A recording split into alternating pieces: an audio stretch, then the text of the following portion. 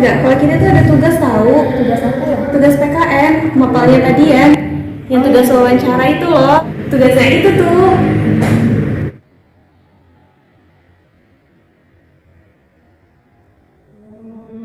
Ini kita kerjain aja ya hari ini yuk. Istirahat.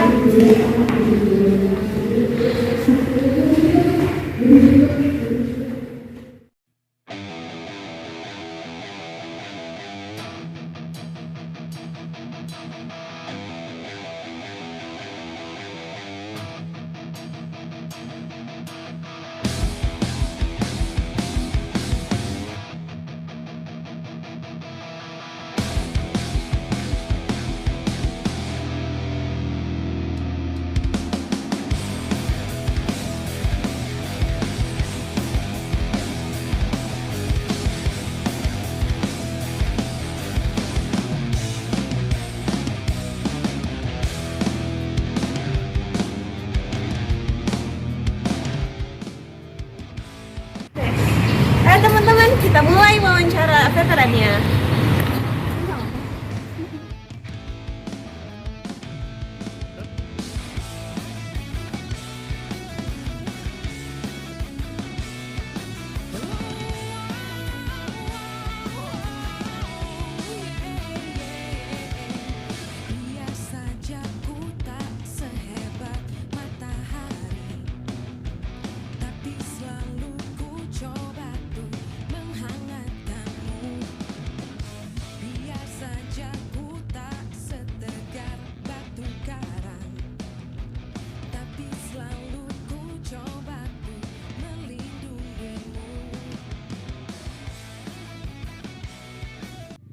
Ya teman-teman, kita udah sampai di rumah veterannya. Mari kita langsung wawancara. Mungkin pertamanya Assalamualaikum warahmatullahi wabarakatuh. Waalaikumsalam. Mohon maaf ya Pak, kami mengganggu waktunya, waktu istirahat ya Bapak. Kami kebetulan sedang ada tugas kegiatan mata pelajaran pendidikan kewarganegaraan untuk mewawancarai tentang veteran. Sebelumnya mungkin Pak bisa diperkenalkan dulu nama Bapak. Nama Bapak? Ya, pertama Bapak memperkenalkan, nama Bapak adalah Udin Samsudin. Dilahirkan tanggal 12 bulan 4 tahun 1952 di Tasikmalaya. Kemudian masuk tentara tahun 1972 dan pensiun tahun 2000. Ya. Kalau gitu untuk pertanyaan selanjutnya mungkin Bapak bisa ceritakan Pak tentang masa muda veteran Bapak. Ya. Hidupnya di zaman penjajahan atau setelah kemerdekaan, kita bisa dijelaskan. Jadi saya akan bahas tentang veteran. Veteran di Indonesia ini itu terdiri dari dua bagian. Satu veteran pejuang, yang kedua veteran pembela. Veteran pejuang itu adalah veteran yang berjuang masa penjajahan. Nah, latar belakangnya mereka karena kepedulian terhadap negara Indonesia yang sedang dijajah pada saat itu, mereka secara sukarela istilahnya menggabungkan diri dengan para pejuang lainnya untuk membela tanah air tanpa istilahnya paksaan dari pihak manapun. Dan ada yang sampai istilahnya gugur, ada juga yang sampai merdeka itu selamat.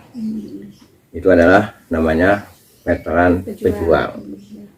Dan mereka itu bukan tentara, tetapi istilahnya kalau istilah sekarang itu TBO, tentara bantuan operasi, gitu ya. Nah, dengan istilahnya kebijaksanaan pemerintah, veteran pejuang ini istilahnya di administrasikan atau dikoordinir, ya istilahnya untuk diberikan penghargaan, sehingga istilahnya apabila yang persyaratannya itu istilahnya mencukupi, saksi-saksinya jelas, maka pemerintah memberikan satu keputusan sebagai seorang veteran dan oleh pemerintah dihargai ya dengan diberikan gaji, gitu, gaji sesuai dengan golongannya. Nah, itu untuk veteran pejuang, tapi mereka bukan tentara. Nah, yang kedua veteran pembela seperti Bapak. Veteran pembela itu adalah tentara yang ditugaskan di luar negeri, gitu ya, untuk istilahnya juga untuk kepentingan negara kita, ya. Contohnya seperti Bapak tahun 1976 itu ditugaskan di Timur Timur, kurang lebih istilahnya 4 bulan, karena waktu tugas di sana mendapatkan musibah, yaitu terkena tembak. Nah gitu, terkena tembak, dia dirawat di rumah sakit Dili kurang lebih 40 hari, kemudian dievakuasi ke rumah sakit Gatot Subroto. Kurang lebih di Gatot Subroto dirawat sekitar 1 tahun, kemudian dipindah lagi, dievakuasi ke rumah sakit Cimahi, Bandung. Nah kurang lebih 4 bulan di sana, dan alhamdulillah bisa sembuh dan berobat jalan. Gitu ya, berobat jalan ya kurang lebih 2 tahun lah gitu. Nah ada juga istilahnya yang ditugaskan ke luar negeri karena perdamaian, misalnya seperti ke Kongo, ya, kemudian ke Libanon. Itu adalah veteran perdamaian, juga termasuk kategori veteran pembela. Kemudian ada juga veteran yang ditugaskan pada tahun 1963 untuk pembebasan Irian Barat. Nah itu semua itu termasuk veteran pembela. Nah mereka istilahnya tentara asli, ya, kemudian diberikan keputusan pemerintah sebagai istilahnya orang veteran dan mendapatkan gaji juga, tetapi diberikan hanya 50%. Kemudian dibantu juga pemerintah, yaitu berupa dana kehormatan. Tetapi bagi bapak yang istilahnya mendapatkan musibah, termasuk rekan-rekan, ada tambahan bantuan dari pemerintah, yaitu berupa tunjangan cacat. Itu tunjangan cacat. Itu adalah veteran pembela. Nah selama istilahnya bapak tugas dari tahun 1972 itu istilahnya baru ke Timur yang boleh katakan tugasnya agak jauh, karena sebelumnya bapak bertugas diperbantukan di Hankam, ya, untuk istilahnya bertugas pengamanan di rumah-rumah tinggal perwira tinggi, gitu ya, seperti di rumahnya Bapak Sudarmono yang almarhum, kemudian di rumahnya Pengabean, di rumahnya Bapak Sumitro. Itu banyaklah perwira tinggi yang dulu istilahnya diberikan pengamanannya oleh kami. Dan Bapak ini waktu tahun 1972 itu termasuk kesatuan Batalion 315 Kujang 2. Berarti kalau Bapak sih untuk menjadi veteran nggak terpaksa ya Pak ya, karena memang udah tugas juga ya Pak ya? Ya, bagi tentara gitu ya, itu masalah diberi penghargaan atau tidak, itu adalah satu hal yang mereka katakan nomor 2 kan ya. Karena memang dari awal masuk istilahnya menjadi seorang ABRI, dulu itu ABRI ya, itu hanya ingin istilahnya mengabdikan diri kepada negara melalui istilahnya ketentaraan. Maka dari itu penghargaan juga itu bukan berdasarkan permohonan dari bawah gitu ya, itu adalah kebijakan dari atas. Buktinya dulu ditugaskan tahun 76, tetapi istilahnya ada penghargaan dari pemerintah yang berupa istilahnya keputusan veteran itu tahun 2008. Jadi kan kurang lebih 32 tahun tidak menuntut apa-apa, tapi alhamdulillah pemerintah memperhatikan pada saat presidennya Pak SBY bahwa istilahnya bagi anggota ABRI yang ditugaskan di Timur Timur tahun 1976 itu bisa diusulkan veterannya. Nah itu dulu. Nah sekarang ada lagi istilahnya rencana pemerintah tapi belum pelaksanaan, bahwa istilahnya akan ditambah masa veteran yang dulu itu dari tahun 1976 ya terakhir. Nah sekarang veteran akan dimulai dari 1977 sampai 1999. Jadi artinya anggota ABRI yang ditugaskan ke Timur Timur dari mulai tahun 1977 sampai 1999 itu bisa diajukan veterannya. Makanya veteran itu mereka katakan akan istilahnya saling estafet ya, setiap saat akan ada veteran, jadi gitu. Karena veteran pejuang itu sudah tinggal beberapa orang. Jadi boleh katakan bisa dihitung dengan jari, gitu ya. Yang veteran pejuang itu karena pada umumnya usianya sudah sangat lanjut, Iya. sudah di atas 80, itu udah jarang. Jadi sekarang kebanyakannya adalah veteran pembela, gitu. Oke, selanjutnya Pak, pertanyaannya. Arti Pancasila bagi Bapak sebagai veteran itu apa sih Pak? Ya, Pancasila itu selain sebagai dasar negara, ya, itu juga istilahnya bagi kami itu satu pegangan yang kuat untuk berjuang, karena istilahnya seorang pejuang itu kan berjuang satu demi kesatuan bangsa kita, kedua istilahnya demi keamanan. Karena apa?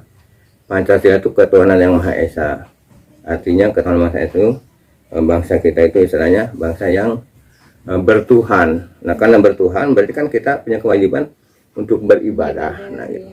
Nah, beribadah ini tidak akan khusyuk kalau semuanya negaranya tidak aman. Nah, bagi veteran ini istilahnya ikhlas mengorbankan jiwa raga demi keamanan bangsa, agar istilahnya di dalam menjalankan Pancasila itu, terutama istilahnya ketuhanan yang Maha Esa, tidak ada hambatan, merasa nyaman, merasa tenang di dalam ibadah. Kedua, karena istilahnya veteran itu sangat mengharapkan terjadinya kesatuan dan persatuan. Maka dari itu, walaupun istilahnya usia sudah tua, gitu ya, masih tetap istilahnya berupaya untuk istilahnya berkorban demi negara, agar istilahnya hidup ini bermanfaat. Mudah-mudahan juga tercapai istilahnya keadilan sosial, gitu ya. Kalau selanjutnya untuk cara mengamalkan Pancasila Pak, menurut Bapak tuh harusnya gimana sih Pak, biar kita anak muda juga terinspirasi gitu Pak? Ya. Jadi begini, sebetulnya Pancasila ini ya, mereka katakan satu dasar yang sangat kuat apabila kita bisa menjabarkan dan mengamalkannya. Sekarang begini, nah kalau sebenarnya kita manusia yang berpancasila, berarti kan sila satu kan ketuhanan yang Maha Esa. Kalau kita merasa istilahnya satu bangsa yang menganut ketuhanan yang Maha Esa, berarti meyakini istilahnya bahwa Tuhan itu ada, tapi bagi umat Islam adalah Allah ya, Allah itu ada. Nah, dengan menjalankan istilahnya perintah-perintah Allah ya, yang disampaikan melalui Rasulullah SAW, itu adalah salah satu bagian dari pengamalan Pancasila. Tetapi kalau misalnya kita merasa manusia yang berpancasila tapi mengabaikan agama, mengabaikan ketuhanan yang Maha Esa, itu sebetulnya dia hanya hafalan saja, gitu ya, tidak paham. Tapi kalau paham, seorang yang Pancasilais itu justru dia tidak bisa hidup tanpa agama. Nah, itu tanpa agama. Nah, baru kita bisa hidup bersama agama. Ya, kalau kita paham agama, artinya kita harus istilahnya mendalami tentang agama. Karena itu, apabila di wilayah istilahnya ada pesantren, ada itu, kita bersyukur, kita harus mendukung. Kalau perlu, istilahnya, kita membantu, gitu, baik tenaga, pikiran maupun material. Adalah seorang pejuang. Gitu. Tapi kalau semuanya di satu tempat ada sebuah pesantren, kemudian kita tidak peduli, itu pun termasuk munafik ya. Ya, jadi istilahnya walaupun dia tuh hafal Pancasila, dia tidak melaksanakan pada benar-benar istilahnya Pancasila ini satu dasar negara yang sangat istilahnya sempurna ya, sempurna.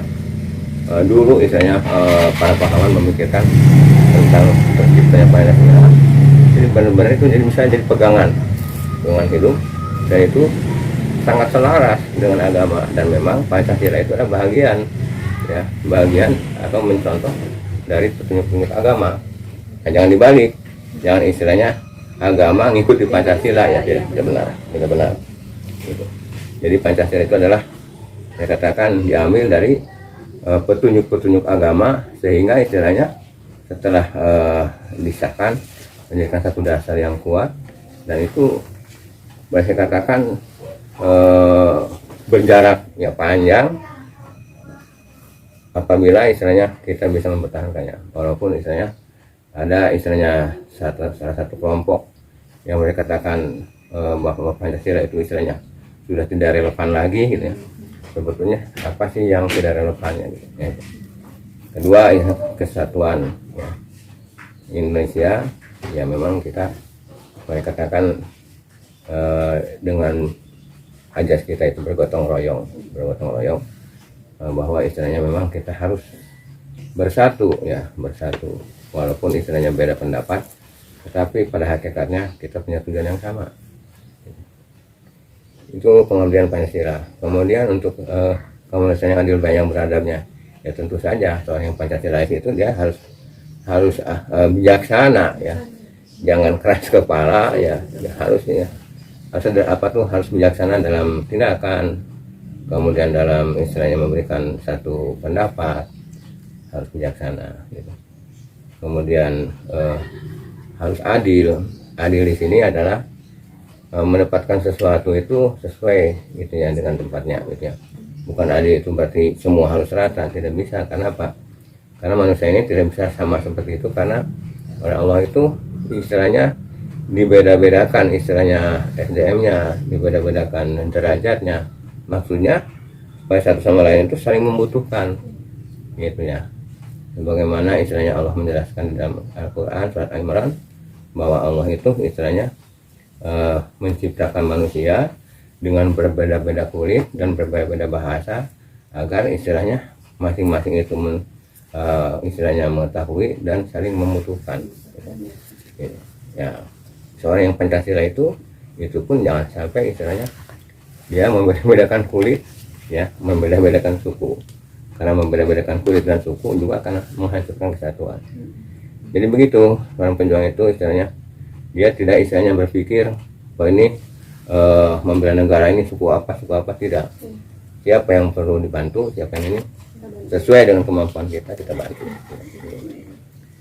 Terus selanjutnya Pak, Bagaimana pandangan Bapak melihat kondisi Indonesia saat ini? Ya kalau masalah kondisi saat ini sebetulnya sangat sensitif ya. Karena kalau menilai Indonesia saat ini kan sangat erat dengan politik ya. iya betul Pak. Sangat politik. Jadi sulit Bapak itu untuk menilainya ya. Nah, gitu. Yang jelas gitu ya. Karena memang ini semakin akhir zaman gitu. Godaan terhadap duniawi itu sangat kuat. Nah, karena sangat kuatnya godaan duniawi, jadi sangat banyak yang tergoda karena kuat. Jadi akhirnya akan menyangkut terhadap keagamaan. Nah ini saat ini kalau menurut Bapak istilahnya perhatian terhadap agama itu sangat kurang, terutama niat belajar agama itu sangat kurang sekarang gitu ya, sangat kurang. Kenapa? Karena Bapak istilahnya boleh katakan walaupun istilah secara sederhana juga membuka pengajian ya. Bapak mengajar anak-anak pengajian, mengajar ibu-ibu, nah gitu ya. Nah anak-anak sekarang gitu ya, itu dari mulai kecil sama SD dia masih mengaji. Tapi kalau sudah SMP sudah lari, sudah susah ya, Pak. Sudah susah. Mereka istilahnya sangat terpengaruh dengan istilahnya HP. Nah, gitu. Begitupun anak-anak juga istilahnya terpengaruh dengan HP juga, cuman karena dia tuh istilahnya masih terbatas pergaulannya, dia masih mau belajar ngaji. Tapi kalau sudah SMP, nah itu susah gitu, terkecuali kalau di pesantren. Nah gitu. Ini kondisi sekarang itu begini, jadi istilahnya keagamaan ya, keagamaan ini mulai sangat melemah gitu, melemah karena istilahnya ya itulah godaannya sangat kuat. Kemudian istilahnya kemauan untuk belajarnya sangat kurang, bukan berarti tidak ada ya, bukan tidak ada. Jadi itulah kondisi sama sekarang, apalagi istilahnya masalah negara ya. Kalau Bapak perhatikan itu istilahnya masih banyak politikus daripada negarawan gitu ya, gitu. Maka ada itu karena istilah banyak politikus, apapun ucapan istilah seseorang walaupun dia seorang profesor, tapi banyak juga yang menentangnya. Nah gitu ya. Tapi kalau kenegarawan itu jarang yang menentang. Karena apa? Kalau kenegarawan kan ya seorang pengusaha, hasilnya untuk istilahnya kepentingan umum, untuk membantu ini membantu itu gitu. Itu negarawannya. Nah, istilahnya kepeduliannya terhadap istilahnya masyarakat sangat tinggi. Tapi kalau politikus tidak, pedulinya itu pada saat bisa membutuhkan suara. Iya betul. Nah, gitu ya. Gitu. Dan itu sangat banyak. Jarang sih kenegarawan itu. Sedangkan padahal negara kita butuh seorang negarawan. Nah gitu. Makanya tadi katakan masalah situasi negara ini adalah sangat kuat istilahnya muatan politiknya, sehingga apabila berkomentar gitu pasti banyak yang kontroversinya. Iya, betul. Gitu, makanya lebih baik diam ya, apalagi istilahnya komentar di di YouTube gitu ya. Nah itu bisa-bisa istilahnya nggak ngerti apa-apa, tahu-tahu diamankan. Iya, betul Bapak. Gitu nah gitu. Jadi harus lebih berhati-hati gitu Ya lebih berhati-hati lah gitu, karena itu mereka kan sangat kuat muatan politiknya. Jadi kalau Bapak ini tidak mengerti lah gitu, bukan tidak berpolitik, tapi tidak mengerti tentang istilahnya berjuang melalui politik. Jadi boleh katakan Bapak ini berjuang secara zahir saja, misalnya supaya anak-anak itu istilahnya jangan terbawa arus, dikumpulkan belajar ngaji, nah gitu, supaya istilahnya dia tidak istilahnya tidak terpengaruh dengan HP, walaupun terpengaruh juga bermanfaat. Makanya dikasih materi tapi yang melalui HP, misalnya gini, hafalkan sholat ini, cari di HP ini gitu. Nah gitu, supaya mereka itu menghidupkan HP itu materinya itu adalah yang bermanfaat gitu, belajar sholawat, terus belajar Al-Quran ya, itu kan banyak. Iya, betul. Seperti istilahnya belajar nada-nada Al-Quran di situ kan banyak. Gitu ya, pembacaan Al-Quran, apakah bayati, usai apakah nahawan, apakah hijaj, apakah irama ini sama kurdi, banyak. Dan diarahkan ke situ sama Bapak itu. Nah itu pengabdian yang istilahnya Bapak laksanakan selama ini gitu ya. Ya, jadi kalau untuk masalah urusan politik itu karena tidak ngerti takut terserempet lah. Iya, betul Ya. Pak. Baik Pak, lewat. Coba. Untuk dilanjutkan ya Pak ya. Ya. Ya, untuk selanjutnya kalau untuk harapan Bapak Pak untuk Indonesia, terutama untuk generasi mudanya itu gimana Pak? Ya, terutama generasi muda ya, istilahnya back to basic lah ke pesantren. Ya, jangan istilahnya melupakan belajar agama.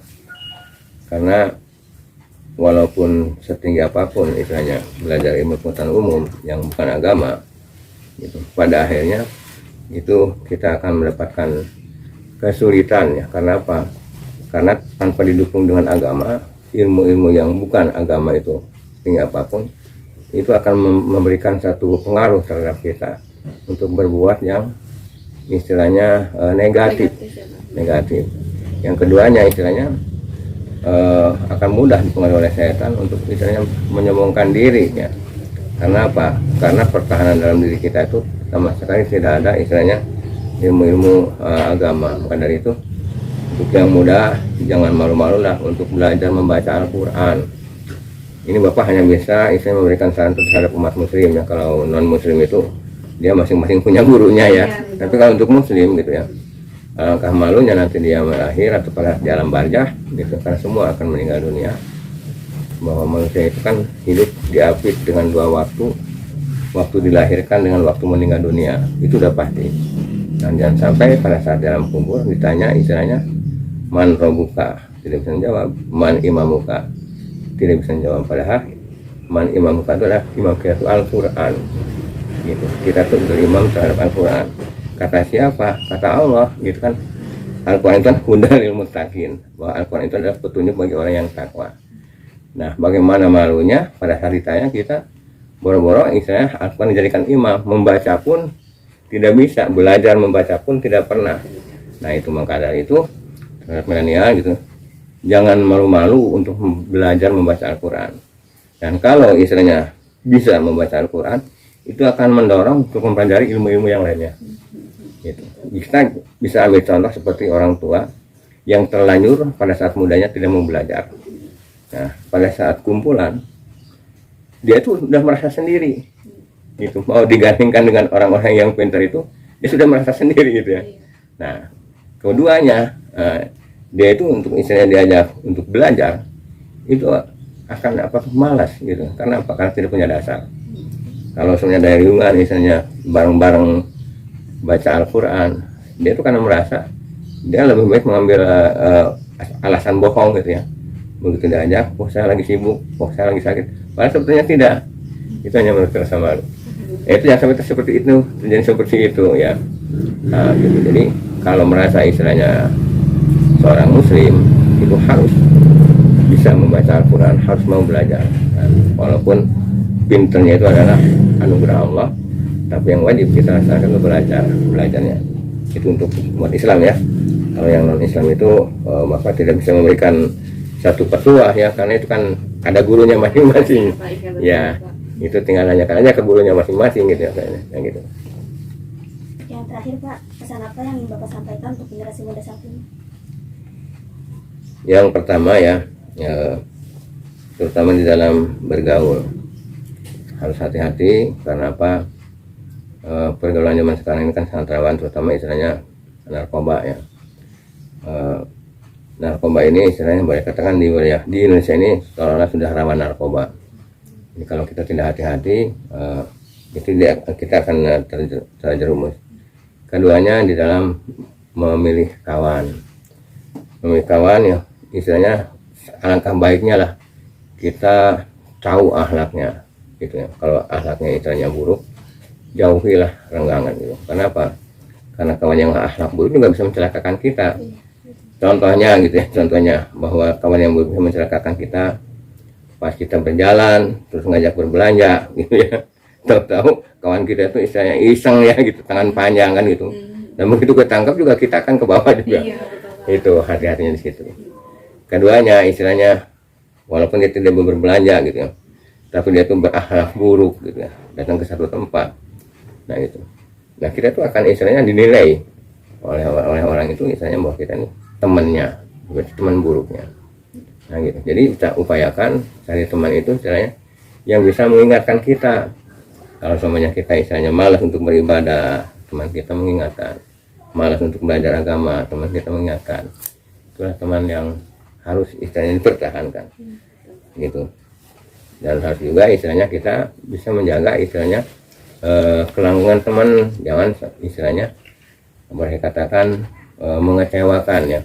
Jadi saling istilah menutupi. Kalau kita sudah bersahabat, harus saling menutupi apabila kekurangan sahabat itu istilahnya kita harus ingatkan, tapi jangan dibuka di depan umum sehingga teman kita merasa malu, akhirnya pertemanan kita akan renggang, akan renggang.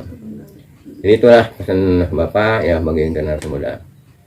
Jangan istilahnya sembarangan berteman, harus istilahnya kita menggunakan akal pikiran ya. Istilahnya apakah ini teman ini bisa menjadi teman akrab atau hanya teman kenal biasa saja. Bukan berarti tidak boleh kenal sih boleh. Tapi jangan sampai istilahnya teman akrab sehingga istilahnya kemana-mana seakan-akan bersaudara gitu. Karena itu kita akan terbawa. Mungkin itu yang ini bisa disampaikan ya. Ya. Nah, untuk pertanyaan semuanya sudah ditanyakan dan sudah dijawab juga. Ya. Terima kasih ya Pak atas waktunya. Semoga Bapak sehat selalu. Amin, Ya, Pak. amin. Ya, mudah-mudahan juga upaya Bapak istilahnya di dalam mendidik masyarakat ya tentang agama. Sebetulnya bukan kelihatannya mendidik, padahal sebetulnya dalamnya itu Bapak itu istilahnya untuk mendidik diri sendiri gitu ya. Betul, Karena apa? Dengan istilahnya mendidik, jadi turut belajar. Makanya sekarang ada istilah ta'lim muta'alim, gitu ya, belajar sambil mengajar sambil belajar. Nah gitu ya. Gitu. Ya mudah-mudahan ada juga gitu, bisa ta'lim muta'alim ya. Kalau ada yang bisa baca Al-Quran, coba ada-adanya istilahnya ini apa tuh diajarin baca Al-Quran gitu. Karena itu akan menguntungkan bagi adik kita, juga menguntungkan bagi kita. Iya, Gitu. betul. Ya. Baik, terima kasih ya Pak atas informasinya.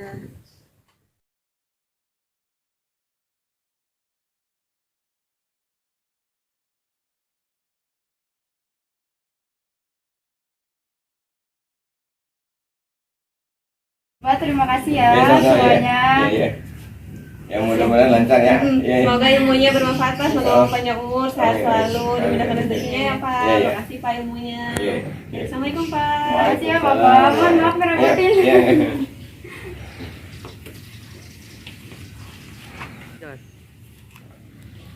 Halo guys, alhamdulillah kita udah selesai wawancara Bapak veterannya dan semoga bermanfaat untuk kita semuanya dan khususnya untuk bangsa Indonesia dan kaum pemuda-pemudi Indonesia. Terima kasih.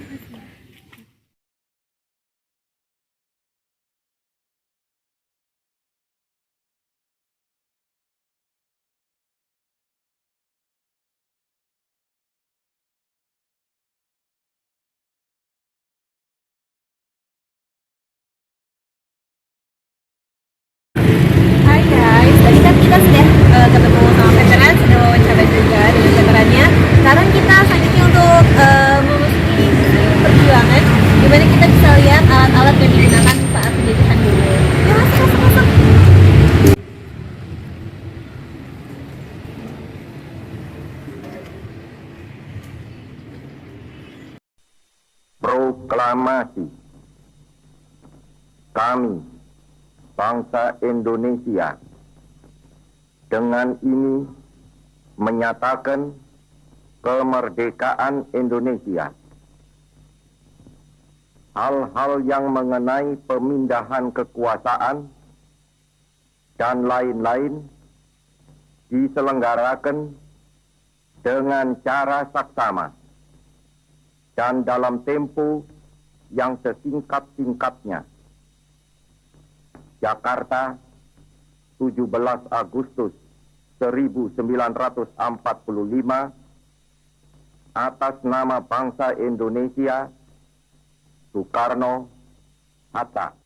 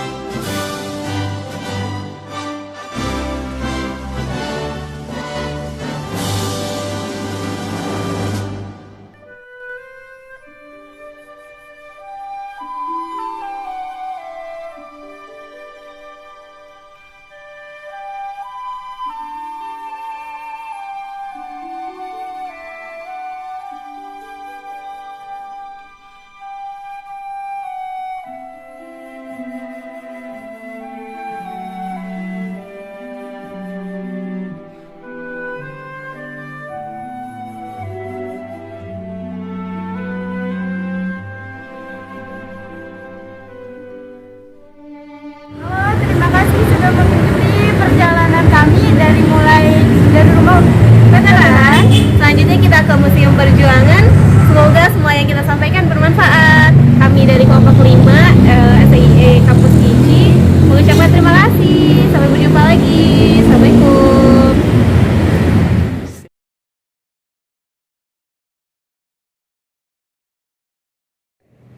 Pesan untuk generasi milenial sekarang yaitu jangan bertanya apa yang Indonesia berikan kepada kamu, tapi berpikirlah bahwa apa yang akan kamu berikan untuk Indonesia. Merdeka. Pesan untuk generasi muda zaman sekarang, yang pertama harus taat beragama, kreatif, peduli dengan sekitar, ingat sejarah, dan selalu berjuang. Semangat!